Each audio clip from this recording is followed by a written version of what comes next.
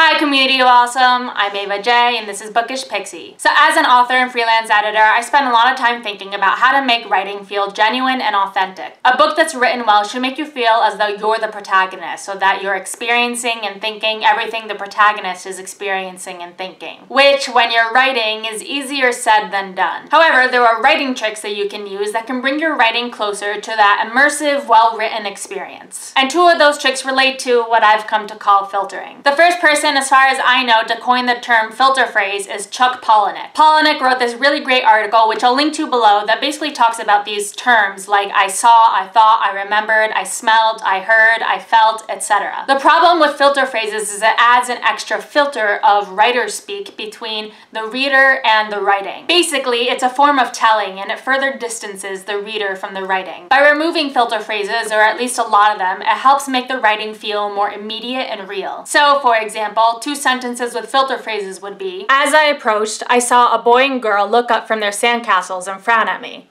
I wondered if they knew who I was. Those same two sentences made immediate by removing filter phrases would be, as I approached, a boy and girl looked up from their sandcastles and frowned at me. Did they know who I was? So it's a minor difference, but what you've done is by removing those unnecessary phrases, you've not only condensed your writing, but you've also removed the filter between what the protagonist is experiencing and what's on the page. I will say, when you're first drafting, do not worry about this at all. I use filter phrases in my first drafts all the time. But when you're revising, this is a good thing to look out for. Related to this is a different kind of filter, so to speak, of telling emotions. What I mean by this is literally naming the emotion in your writing. So he was scared, I was sad, I was angry, etc. Instead of naming the emotion in your writing, it can be much more effective to remove the named emotion and instead describe what it feels like to experience that emotion. So for example, instead of saying I was so angry, you could say my heart raced, everything felt hot, I wanted to punch him in the face, stuff that shows that like this person is really angry. Similarly, this also applies to describing other characters. So instead of saying he looks so angry,